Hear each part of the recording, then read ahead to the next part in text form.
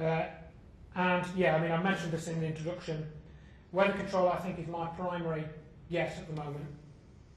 I think it's primarily weather control, maybe multi-purpose. I do not think in any way that somebody is trying to help us to stop global warming. I mean, we've all heard what the CRU has been up to over the last 10 years now. If anyone's not heard of this disclosure of all these emails trying to say that anything that contradicts man-made global warming has to be shut out. We can see that it's just a total taxation scam and a fear game. But the chemtrailing thing, once you find the data, it's an international program. International. I've heard people say it's all to HARP and the Americans are doing it all. Well, why? What authority do they have to put chemtrails over the UK? I've heard that people have seen them in India, Australia, New Zealand, not so much, as far as I'm aware. So who's doing it? This is a global thing. It's a global thing. And I have a little joke kind of thing. I didn't vote for chemtrails. It's not. There's no government incentive for doing it. Or no government program that I know of to do that we can vote on or not vote on. Now, I'm going to have to skip through some of this quite quickly because we're up to time. But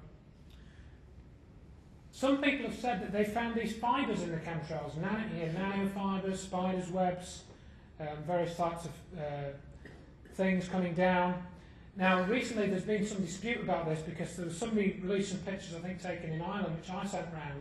So these are after a chemtrailing session, and then somebody else wrote back to me and said, no, these are definitely spiders. You can tell because the time of year is October, and apparently there is a particular type of spider that apparently goes absolutely mental in October and does loads of webbing.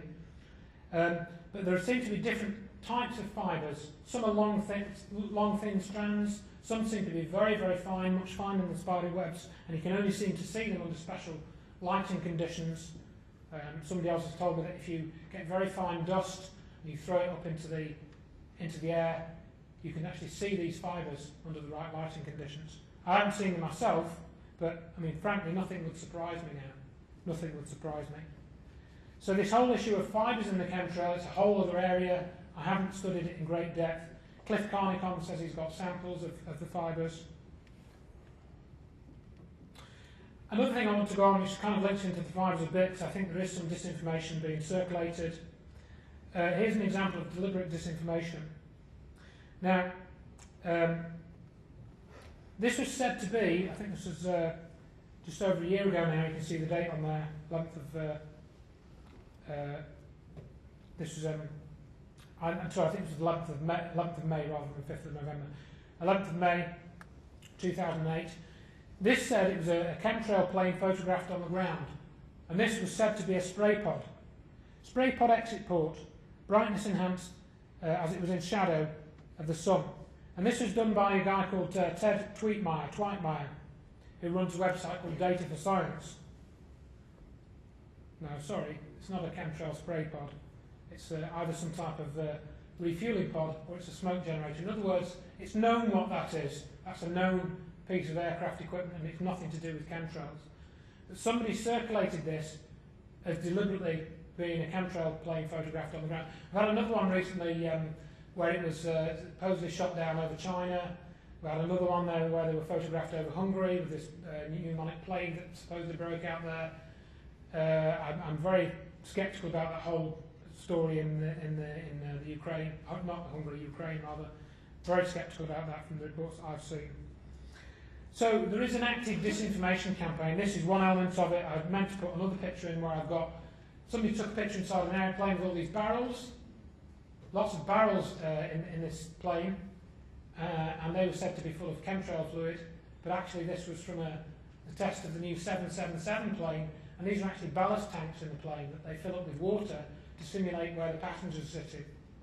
So it was disinformation, nothing to do with chemtrails. I'm going to quickly skip through some of the weather modification stuff because there is a history behind this.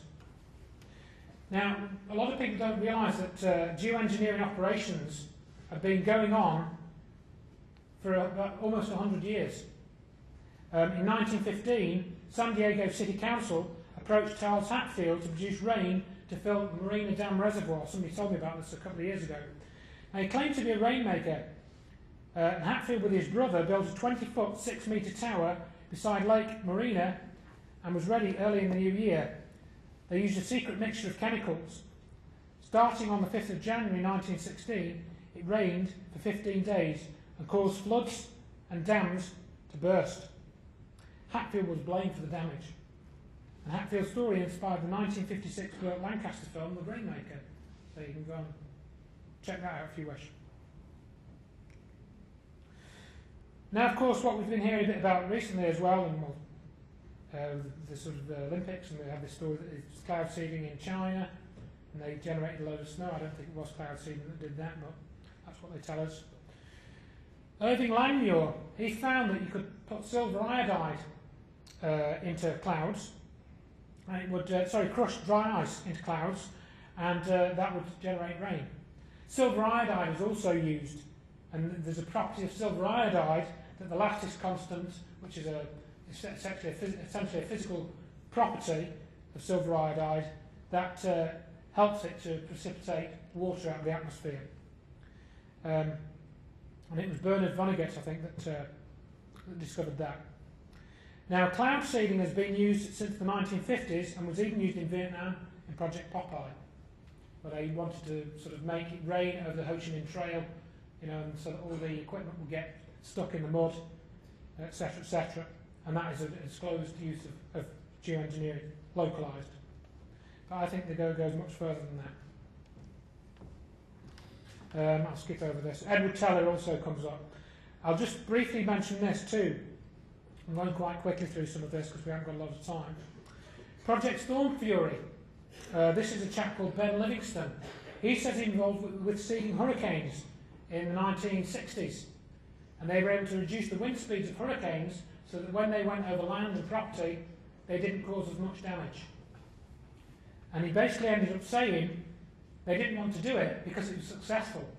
In other words, they wanted the storm damage for insurance purposes because it was lucrative for the insurance companies. You know, and they could make a lot more money out of making people homeless and rebuilding their homes and stuff like that. That's basically what ended up happening, what he said ended up happening. So they shut down Project Storm Fury, even though it appeared to be being successful. Now, believe it or not, legislation in the USA primarily, I haven't seen any in this country, there may be some, but I haven't seen it. HR 2977. This was proposing a ban on space-based weapons. I think this is a good bill because I think it was passed in 2001, 2nd of October 2001, not long after you know what, which we're going to mention in a minute. Interesting what it mentions. I think it was banning all the things that they're already doing. On page 5 of this bill, it defines some of the types of weapons which should be included in the ban. And it uses terms as exotic weapon systems, such as electronic, psychotronic, information weapons. Point number 2, chemtrails.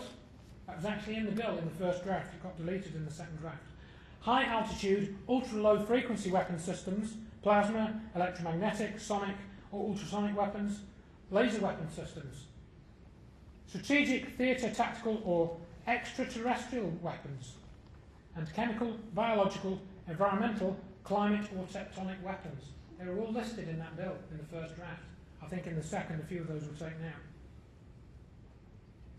And again, some of that may be disinformation, I don't know.